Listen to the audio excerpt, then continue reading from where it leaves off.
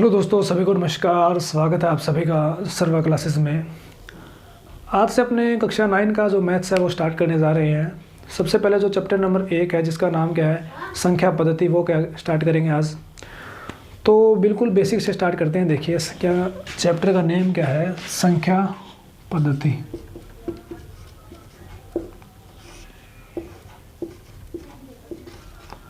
या number system.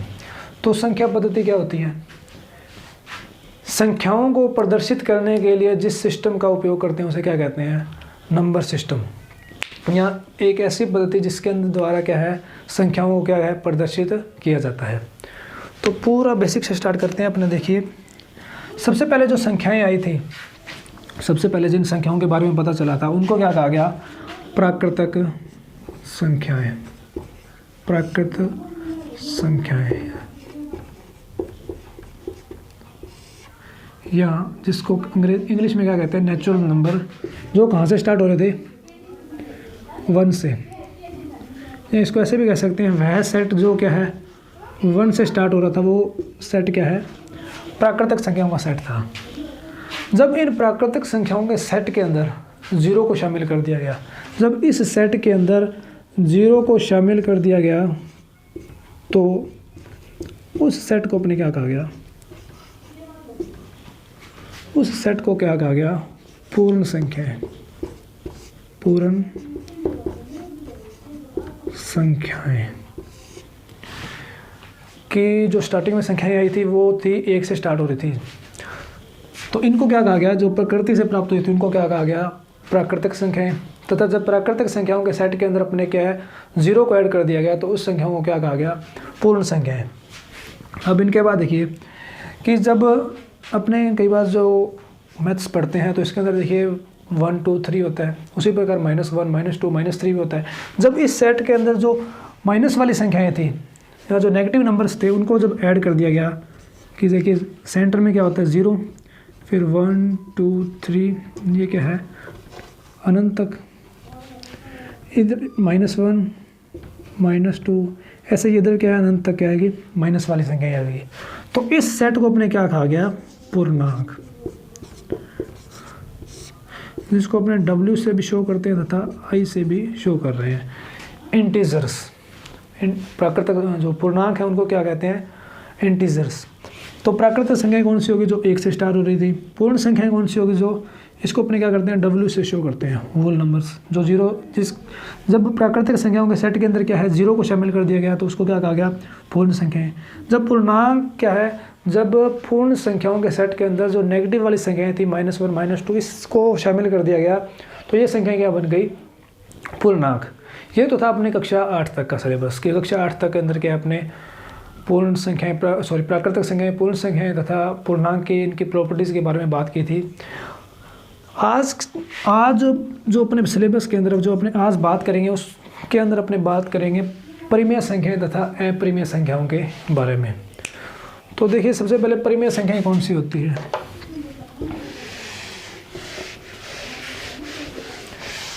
परिमेय संख्या की डेफिनेशन क्या है, देखिए रैशनल नंबर, परिमेय संख्याएं। परिमेय संख्या क्या होती है, देखिए वे संख्याएं जिन्हें P/Q के रूप में, वे संख्याएं जिन्हें क्या है P/Q के रूप में प्रदर्शित किया जाता है तथा P और Q क्या होने चाहिए, बिलोंग्स टू Z।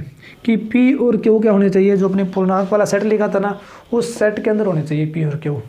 तो -1 -2 0 1 2 3 वाला सेट था ना, उसके अंदर क्या है ये P और Q उसके अंदर होने चाहिए। और Q का मान किसके बराबर नहीं होना चाहिए, नॉट इक्वल टू 0। कि Q क्या है, नॉट इक्वल टू 0, मतलब कि इसका मान क्या है 0 के बराबर नहीं होना चाहिए। तो जैसे देखिए जो पूर्णांक क्या थे, देखिए पूर्णांक वाला सेट अपने बनाया था तो उसके अंदर अपने क्या लिखा था,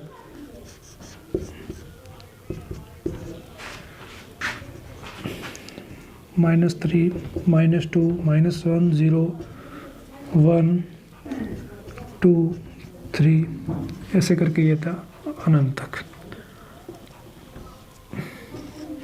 अब एक एग्जांपल लेते हैं अपने, जैसे 3/-4 क्या परिमेय संख्या है?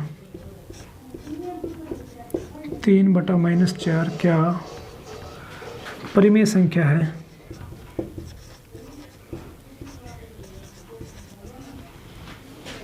ये क्वेश्चन आ गया कि 3/4 क्या है? परिमेय संख्या है। तो देखिए अपने को चेक क्या करना है 3/4 को।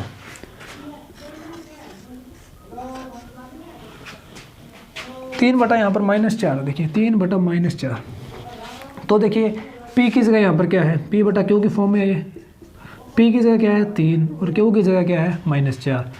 3 और -4 किसके अंदर होने चाहिए? z के अंदर। इस z वाले सेट के अंदर देखिए 3 और -4 है क्या? इसके बाद क्या आएगा? -4, फिर -5, -6, 3, इधर से 3 से आगे 4, 5, 6, 7, 8 अनंत तक आते जाएंगे। तो 3 तो ये रहा, -4 ये रहा। तो 3 और -4 क्या है? z के अंदर है। तो पहली कंडीशन तो पूरी होगी कि p और q क्या है? बिलोंग्स टू z है। p और q क्या है? पूर्णांक के सेट के अंदर आ रहे हैं। इससे अगली कंडीशन क्या चेक करनी है कि q का मान किसके बराबर नहीं होना चाहिए? 0 के बराबर नहीं होना चाहिए। तो q की वैल्यूज यहाँ पे क्या है? -4 है। तो q की वैल्यू क्या है? 0 के बराबर तो नहीं है, क्योंकि यहाँ पर है क्या? -4 है। -4 0 के बराबर तो नहीं होता, इसलिए यह क्या है? एक परिमेय संख्या है। 3/-4 क्या है? एक परिमेय संख्या होगी। एक क्वेश्चन और अच्छा क्वेश्चन है, देखिए कि 0 क्या है? 0 क्या है?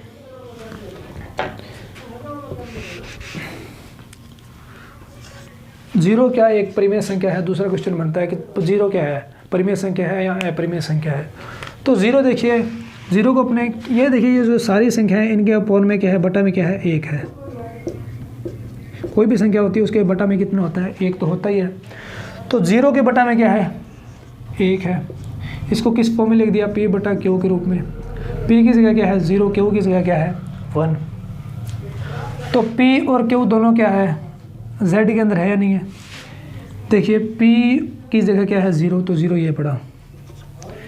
1 की जो q की जगह क्या है? 1, तो 1 ये पड़ा। 0 और 1 क्या है? इस सेट के अंदर आ रहे हैं, तो सेट में आ रहे हैं। अब दूसरी कंडीशन क्या है? q का मान 0 के बराबर है या नहीं है? तो q की जगह क्या है? 1 है, जो 0 तो नहीं है, इसलिए क्या है? 0 क्या होगी? एक परिमेय संख्या होगी। 0 भी क्या आएगा? परिमेय संख्या। अब जो परिमेय संख्या के बारे में मैंने बताया है, तो इसके बाद एक संख्या आती है अपरिमेय संख्याएं।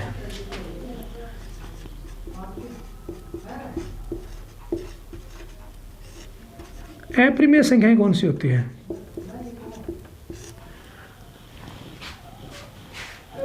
तो देखिए परिमेय संख्या के बारे में आपको पता लगा कि वे संख्या जिन्हें क्या है? p/q के फॉर्म में लिखते हैं। p और q क्या होने चाहिए? बिलोंग्स टू z की पूर्णांक वाले सेट के अंदर होने चाहिए p और q, और q का मान किसके बराबर नहीं होना चाहिए? 0 के बराबर। तो वे संख्या क्या होती है? परिमेय संख्या। अब अपरिमेय संख्या कौन सी होती है? कि वे संख्याएं जो क्या है? परिमेय नहीं होती, उनको क्या कहते हैं? अपरिमेय संख्याएं कहते हैं। तो कई बार अपने देखते हैं, जैसे √3 हो गया, √2, √3, √5, ये सब क्या है? इनकी कोई फिक्स वैल्यू नहीं होती, तो इनको क्या कहते हैं? अपरिमेय संख्याएं। वे संख्याएं जो क्या है? परिमेय नहीं होती, उनको क्या कहते हैं? अपरिमेय संख्याएं कहते हैं।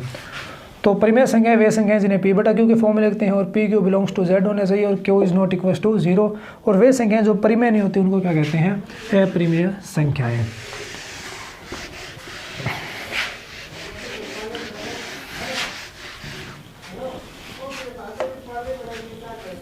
अब देखिए एक डायग्राम बना रहे हैं अपने। प्राकृतिक संख्याएं सबसे पहले अपने बात की, जो वहाँ से स्टार्ट हो रही थी 0 से। इसके बाद अपने कौन सी संख्याएं देखी थी? पूर्ण संख्याएं।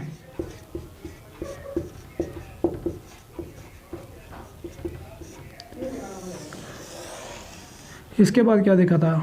पूर्णांक। फिर क्या था? परिमेय संख्या।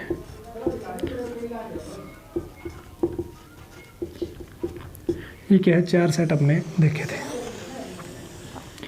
अब जो कई बार क्वेश्चन बनते हैं ना, जैसे सत्य असत्य वाले, हाँ और ना वाले, क्वेश्चन क्या बनता है कि क्या सभी पूर्ण संख्याएं पूर्णांक होती है?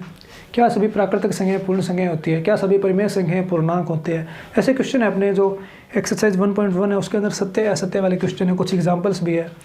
तो देखिए सबसे पहले क्वेश्चन एक बनता है कि क्या सभी प्राकृतिक संख्याएं पूर्ण संख्याएं होती है। क्या क्वेश्चन क्या है, क्या सभी प्राकृतिक संख्याएं पूर्ण संख्या है। ये पूछा है कि क्या सभी जो प्राकृतिक संख्याएं हैं वो क्या है, पूर्ण संख्याएं हैं। तो जो प्राकृतिक संख्याएं जिन्हें नेचुरल नंबर n से शो किया गया था वो कहाँ से स्टार्ट हो रही थी, 1 से। और पूर्ण संख्याएं जो होल नंबर्स थे, पूर्ण संख्याएं थी, वो कहाँ से स्टार्ट हो रही थी, 0 से। तो देखिए प्राकृतिक संख्याएं तो 1 से स्टार्ट हो रही थी, 1 के बाद अनंत तक संख्याएं जा रही, 1 2 3 4 5 और अनंत तक जा रही थी। और पूर्ण संख्याएं भी देखिए कहाँ से स्टार्ट हो रही थी, 0 से। तो ये वाला सेट तो 1 से स्टार्ट हो रहा था। इसके बाद देखिए ये सेट भी कहाँ से स्टार्ट हो रहा है, 1 से स्टार्ट, जो हो तो स्टार्ट 0 से रहा है, परंतु इसके अंदर क्या है 1 2 3 4 5 अनंत है। इसलिए अपने ये कह सकते हैं कि सभी जो प्राकृतिक संख्याएं हैं वो क्या है, पूर्ण संख्याएं होती है। क्योंकि प्राकृतिक संख्याएं 1 से लेकर अनंत तक होती हैं, पूर्ण संख्याओं के अंदर 1 से 2 1 से लेकर अनंत तक संख्याएं होती है।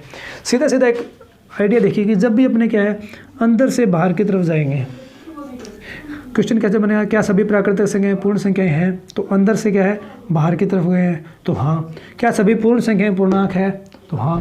क्या सभी पूर्णांक परिमेय संख्या है, क्या सभी पूर्णांक परिमेय संख्या है। तो ऐसे जब अंदर से अपने क्या है बाहर की तरफ जा रहे हैं, कुछ भी हो सकता है कि क्या सभी प्राकृतिक संख्याएं पूर्णांक है, तो हाँ। अगर अपने पहले जो अंदर से बाहर की तरफ जा रहे हैं तो उसका आंसर क्या होगा, यस, कि हाँ। और जब बाहर से अंदर की ओर आ रहे हैं, बाहर से अंदर की ओर, क्वेश्चन कैसे कि क्या सभी परिमेय संख्याएं पूर्णांक है, बाहर से कहाँ पे अंदर की ओर, तो इसका आंसर क्या हो जाएगा, नो। क्वेश्चन बन जाए कि क्या सभी पूर्णांक प्राकृतिक संख्याएं होती है, क्या सभी पूर्णांक प्राकृतिक संख्याएं होती है। तो पूर्णांक देखिए ये रहा, प्राकृतिक संख्याएं ये रही, तो कहाँ से जाना पड़ेगा, बाहर से अपने क्या है अंदर की ओर आना पड़ेगा, तो इसका आंसर क्या होगा, नो। क्या सभी पूर्ण संख्याएं परिमेय संख्या होती है, क्या सभी पूर्ण संख्याएं परिमेय संख्या होती है, ऐसा क्वेश्चन। तो पूर्ण संख्या तो ये रही, परिमेय संख्या ये रही, कहाँ पर जाना पड़ेगा, बाहर की ओर जा रहे हैं, तो इसका आंसर क्या होगा, यस। तो ये छोटी सी ट्रिक है कि इससे क्वेश्चन हल हो जाते हैं अपने। अब देखिए एक तो सेट अपने पास ये बन गया,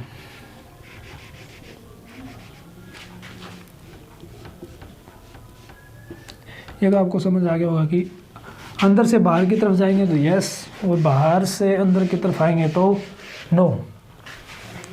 अब देखिए पहले प्राकृतिक संख्या है, फिर पूर्ण संख्या है, प्राकृतिक पूर्णांक आया, फिर क्या है परिमेय संख्या है। अब इसके बाद एक और क्या थी, अपरिमेय संख्या है, अपरिमेय संख्याएं, इनका भी एक अलग सेट होगा। जब इन पूरे सेट को, जब इस पूरे सेट को मिलाया जाता है कि वह सेट जिसके अंदर क्या है परिमेय संख्याएं भी आ जाती हैं और अपरिमेय संख्याएं आ जाती है, उन दोनों के ऐड को या जोड़ को क्या कहते हैं, वास्तविक संख्याएं।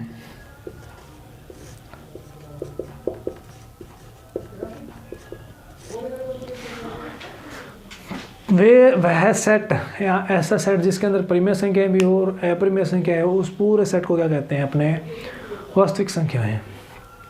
तो ये थी अपने परिमेय संख्या की और अपरिमेय संख्याओं के बारे में थोड़ी सी जानकारी, पूरा बेसिक था थोड़ा ये।